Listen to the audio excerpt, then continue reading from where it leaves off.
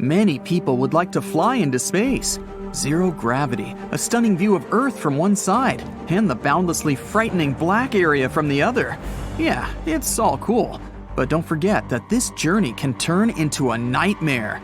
Lack of oxygen, floating in outer space and staying in a spaceship for a long time without understanding when you can return home. This last thing happened to a Russian cosmonaut.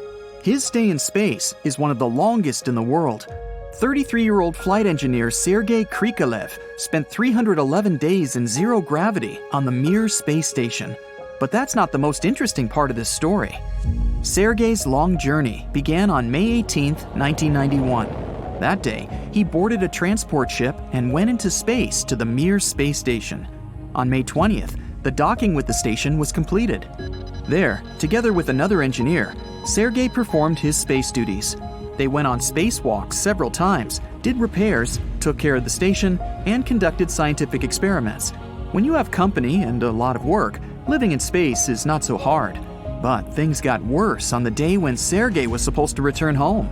According to the plan, the mission should have lasted for 5 months. A new astronaut was supposed to replace the old ones. The transport ship had finally docked with the station. But on October 10th, only one astronaut returned to Earth. Sergey was left alone at the Mir station. He continued to work as the sole flight engineer of the crew. The station couldn't remain empty. They had to send someone to replace Sergey. He wasn't ready for such a long stay in space. He hadn't trained for it.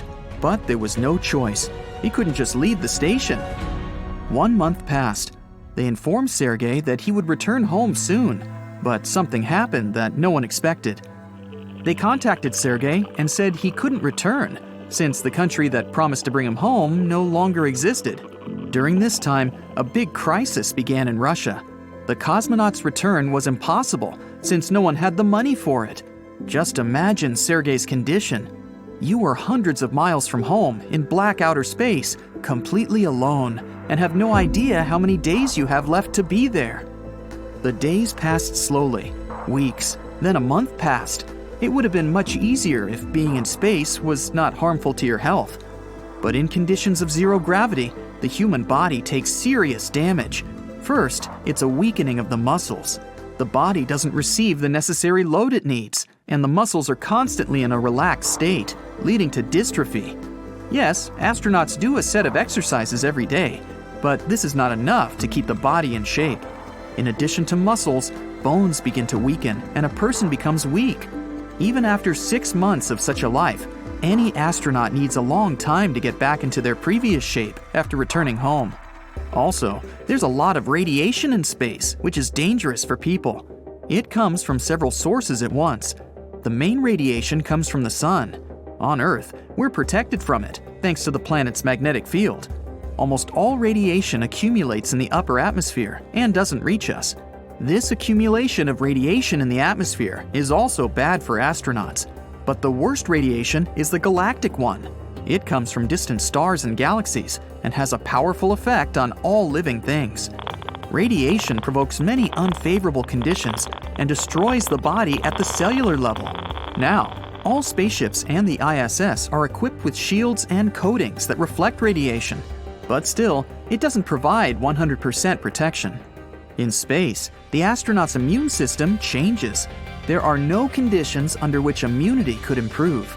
It seems that there's nothing wrong with the absence of many bacteria and microbes, but the body's defense is weakening. A person becomes more vulnerable to microbes that can be brought by another astronaut. You also have serious food restrictions. Food in tubes doesn't contain as many useful vitamins as it does in natural products. Without vitamins, the body weakens even more. And sometimes, astronauts have to go on spacewalks, which aren't easy. A spacesuit is a huge and uncomfortable outfit. It constrains your movements and puts pressure on your body. Work in space can last up to several hours. During this time, you sweat a lot. One of the suit's filters may be broken, and all the fluid released by your body can spread throughout the suit and reach your face. Your eyes may water. The drops could interfere with your vision. Thousands of dangers can await an astronaut during a mission in outer space. Imagine that you do some repairs and something goes wrong. The wrench jumps off the bolt and it flies out, for example. You try to catch it and unconsciously push off from the ship. You catch the bolt, but your body is already flying away. You have nothing to hold on to. But fortunately, you have a safety rope. Anyway, it can break off from your spacesuit because you attached it incorrectly. As soon as the rope breaks, your body changes the angle of flight. Now you're not just flying away, your body is spinning at this moment. The Earth and black space flash in your eyes. So you get it. There are definitely risks, but nothing like that happened with Sergey. All astronauts spend many hours training to be ready for any troubles. They gain good physical shape and lose it during the mission. Add to this the psychological factor. Your body weakens, you don't breathe fresh air, you can't see your friends, and you don't have the opportunity to return home. A small layer of wall separates you from the cold vacuum of space. All this causes stress, which also weakens your immunity and harms your nervous system. Fortunately, astronauts also get through serious psychological training. They can maintain self-control in the most stressful situations. But when you're alone in space for more than 6 months and don't know when you'll return, you can get seriously nervous. Fortunately, Sergey didn't panic. He performed his daily duties, trained, and of course, missed home. A month later, he received the same response. "We can't bring you back yet. The country is in a difficult situation." He felt worse every day. His strength was leaving him. He wasn't sure if he'd be able to survive. The most interesting thing is the station had a capsule developed to return to Earth. But Sergey didn't use it because no one would have served the station. Russia sold the station seats to other countries. Also, they hoped to sell Mir. This meant that Sergey had to keep the station working. Sergey's mission lasted twice as long as planned. As a result, he spent 10 months, or 311 days, in space and set a world record. During this time, he flew around the Earth about 5,000 times. Finally, he received the long-awaited message. He's coming home. Germany paid about $24 million for a ticket to the station. They were going to replace the astronaut. Krikalev got into the capsule and flew to Earth. Many people were waiting for his return down there. The cosmonaut landed, and everyone rushed to help him. He looked very thin, sweaty, and exhausted. 4 men helped him out of the capsule. They helped him stay on the ground, gave him a fur coat, and brought a bowl of broth. It seemed that such a flight would leave an imprint on his life forever. But the cosmonaut's mood was excellent. 2 years later, he went into space again and became the first Russian cosmonaut to fly on a NASA shuttle. And 2 years later, he was one of the first to live on the ISS. In 2005, he made his 6th and last flight. He went to the ISS, where he spent about 6 months, after which he returned home on the lander. After this flight, he set a world record for the total duration of stay in space at 803 days.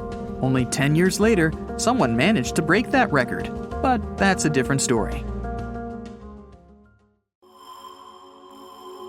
It's probably one of the worst nightmares for an astronaut, to float away to outer space without any hope to return. Just imagine slowly moving away from the International Space Station into an endless black void because of some accident, somewhere where there's absolutely nothing but a cold vacuum. Fortunately, you still have an opportunity to survive. Let's have a detailed look at the moment when this can happen. So, you're on the International Space Station. It's now at an altitude of about 250 miles in the upper layers of the atmosphere. It's important to mention that it's not just hanging out there in space. Earth's gravity is constantly pulling on the station. Not to fall, the station needs to fly around our planet at a speed of about 17,000 miles per hour. That speed is fast enough to help the station fight the planet's pull. But on the ISS, when you go into outer space, you don't feel this speed. It seems to you that you're floating in one place, watching Earth spin.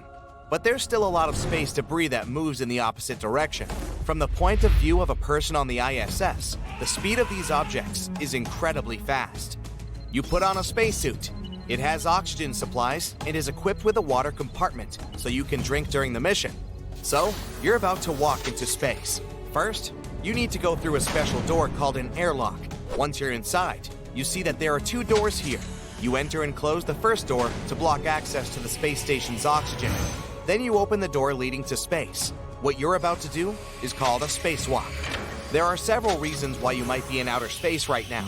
You may be conducting scientific experiments to find out how different things behave in space. Also, you can be testing new equipment, sensors, and other high-tech gizmos. Another reason might be the repair of failed parts or routine maintenance of the International Space Station. Before taking a step into the void, you attach your spacesuit to a rope connected to the body of the ship. You can also fasten small cables to your tools, such as a screwdriver or a wrench, so that you don't lose them. You push off the ship and experience a feeling similar to swimming underwater. By the way, before going out into a zero-gravity area, astronauts train inside a huge swimming pool. You hold on to the parts of the ship and head to the place that needs to be repaired. Let's say you need to tighten a small screw. One astronaut once said that any work in outer space is difficult. You're wearing a huge suit that slows down your movements and makes you clumsy. It also makes your skin itchy. The work can last up to several hours. During this time, you sweat a lot. One of the spacesuit filters may be broken. In this case, all the fluid released by your body can spread all over the suit and reach your face. Your eyes may start watering. Tears will make your vision blurry. As you see, dozens of dangers are lurking out there in open space, and there are no clear instructions on how to deal with most of them. Anyway, you're tightening the screw, but something goes wrong. The wrench jumps out of your hand, and the screw flies out of the hull of the ship. You try to catch it and accidentally push off the station. You manage to grab the screw, but your body is already flying away. You have nothing to hold on to, but you have the rope. And oh no, it's not tied to your spacesuit anymore. You've attached it incorrectly. Now you're not just flying away from the station, your body is also spinning. The views of blue Earth and black space switch in front of your eyes. You can't stop. Fortunately, the cable is not the only safety measure. Your spacesuit is equipped with a SAFER, Simplified Aid for EVA Rescue. This is a backpack with fuel that works like a jetpack. You activate the backpack, and it levels your flight. You stop spinning and calm down a bit. Now, you know exactly where the ISS is located. Next, you have to choose the direction manually and fly up to the station very carefully. The SAFER releases gas from small tubes, and this makes you fly forward. Using the SAFER control panel that looks similar to a joystick, you can change the direction in which the gas is released. This way, you'll steer your spacesuit. Make sure the station is in your line of sight. Press the joystick to activate the tubes, but take your time. You have to stabilize your forward movement. Pressing the wrong button can cause you to spin again, and this will reduce your chances of returning. Each astronaut spends many hours in a virtual reality simulator that makes them feel like being in outer space. So know how to control the SAFER. You're approaching the station at a slow pace. Don't let the backpack speed you up. If you start to accelerate, you need to point the tubes in the opposite direction to slow yourself down. If you fly too fast, you can crash into the station and damage the spacesuit. You've finally arrived at the ISS. You need to cling to something and move toward the airlock. You feel as if you're climbing a mountain underwater. You get to the airlock. Phew! Well, let's go back in time to the moment when you were flying away from the ISS. So, you tried to use the backpack to level your movement. You're nervous and can't calm down. You randomly press the joystick and chaotically direct the tubes in different directions. A few minutes pass. You haven't come closer to the station, and the fuel in the SAFER has run out. Now, you're even more nervous. Let's go back in time again. You float away from the ISS. Then use the SAFER and slow down the rotation speed of your body. Now you're facing the ISS. You approach the station with slow but steady thrusts. Everything is going well, but at one moment, you notice some movement. This is a small piece of metal from an old satellite. It crashes into the SAFER and slices through the backpack. Fuel starts leaking out into space. You start spinning again because of the impact. You don't understand which way you are moving. All you need now is to take a deep breath and use the remaining fuel to stop. Done. You're floating without rotating. There are no instructions and protocols that will help you get out of this situation. You're moving in outer space and can control this process. To return to the ISS, you need to push off something. Fortunately, you have time to think about what to do next. Your spacesuit has oxygen reserves that are enough for several hours. Also, you have water. You can drink it through a small rubber straw attached to the inside of your helmet neck ring. You're the first human in history who got into such a situation. But this doesn't mean there's no chance of survival. if you could throw something to the side, it set you in motion. For example, if you had a heavy wrench, you could throw it in the opposite direction from the ISS. This way, you'd launch yourself toward the station. But unfortunately, you have nothing to throw. You have your broken safer, but you can't remove it without another person's assistance.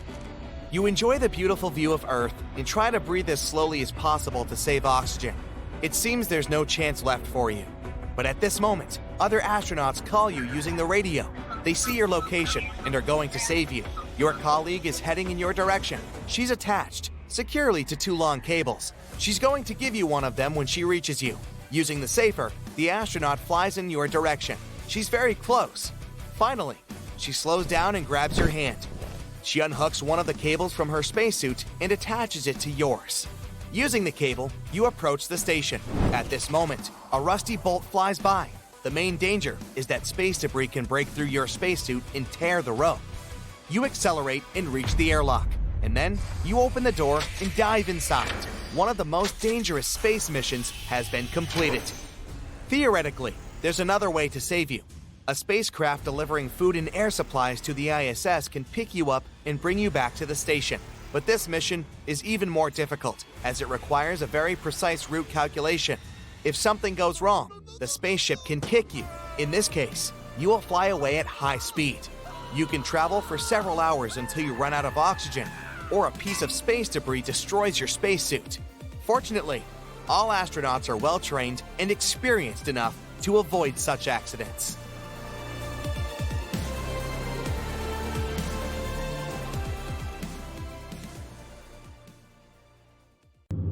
The moon landing has unlocked one of the greatest achievements in human history. The world was going through a rough patch, so to see one of us up there was literally something out of this world. On July 16, 1969, Neil Armstrong, Buzz Aldrin, and Michael Collins became the first people to successfully leave Earth's atmosphere and enter a different one. It was Neil who took the first steps on the moon after careful precision in maneuvering the spacecraft. The Apollo 11 mission was the leap for humankind that everyone needed. When they safely arrived back on Earth, they were welcomed as heroes. It became every kid's dream to do what they did. They were in a capsule with a parachute that landed almost 1,000 miles off the coast of Honolulu, with a crew waiting for them. They were the most famous people in the world at that moment. But that's not the end of the story. Going up to outer space posed many potential threats, which nobody really spoke about. There was so much preparation that had to be made for the launch, not to mention training and studies. They didn't know what to expect, since it was the first trip of its kind in history. There was so much mystery behind the moon that scientists proposed a theory that the 3 astronauts may have caught some microscopic germs from the lunar atmosphere, which could be hazardous to people on Earth. As soon as they landed back on Earth, they had to stay in isolation for 3 weeks. The hype was real. The health community was extremely concerned about those extraterrestrial bacteria and didn't want to take any chances. The public was just as scared.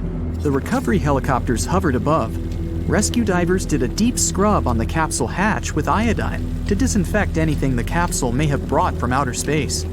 Afterward, they were given the BIG, a biological isolation garment suit, to wear in the capsule before exiting into Earth's atmosphere.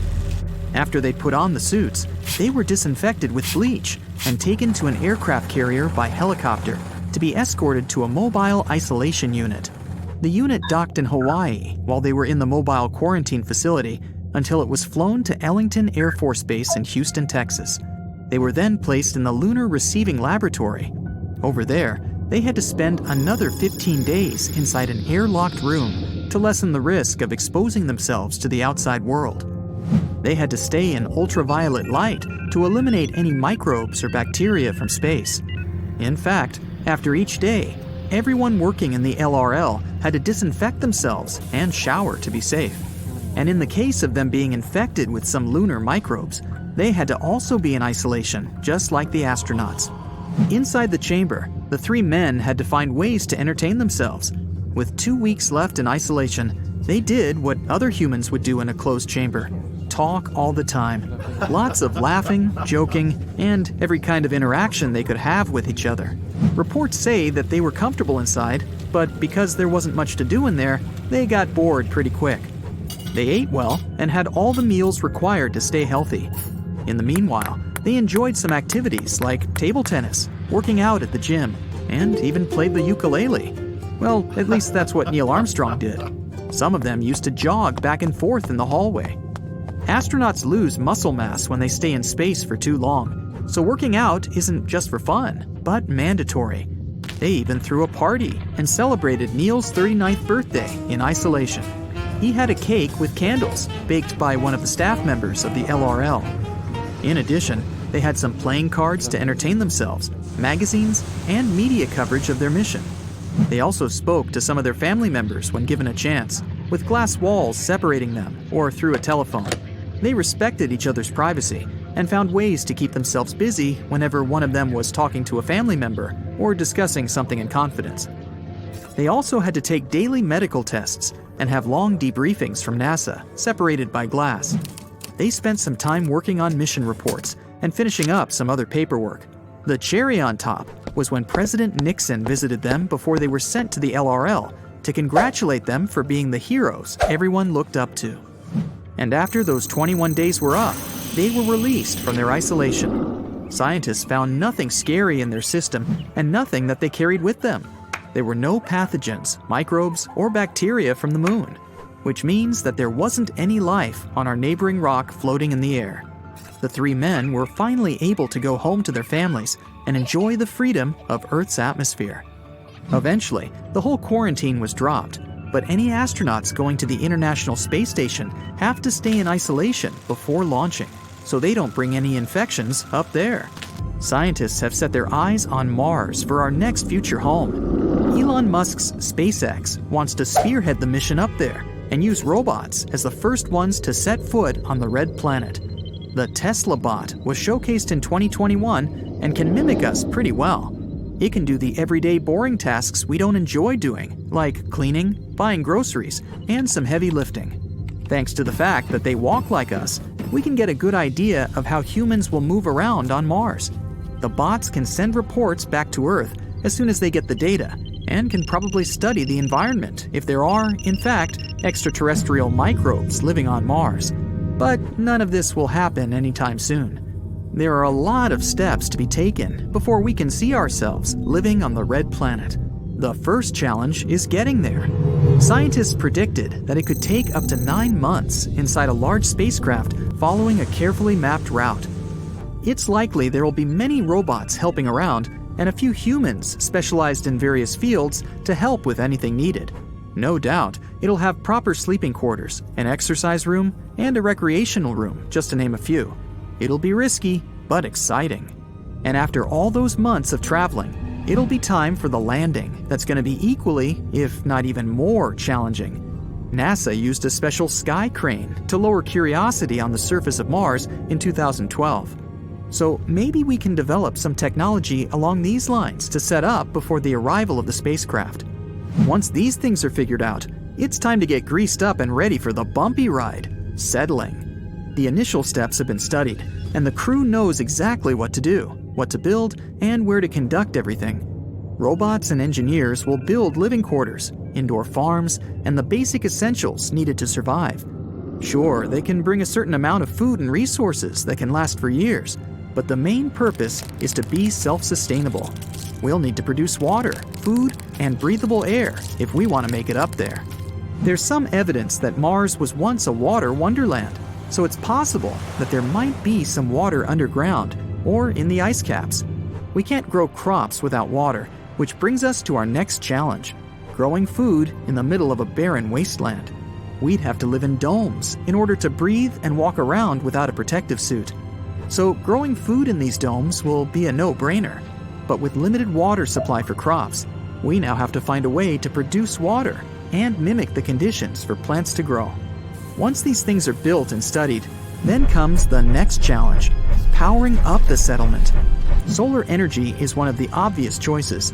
This source of energy can power up fuel cells and nuclear batteries for our everyday use. And once we have all this up and running, we can finally say we got ourselves a settlement outside of Earth. Sooner or later, more ships will arrive, with more people settling and building a future out there. By then, we'd know if there are any foreign microbes that could pose a threat, so we wouldn't have to quarantine. And all it's going to cost are a few tens of billions of dollars, a small sum for the next big leap for humans.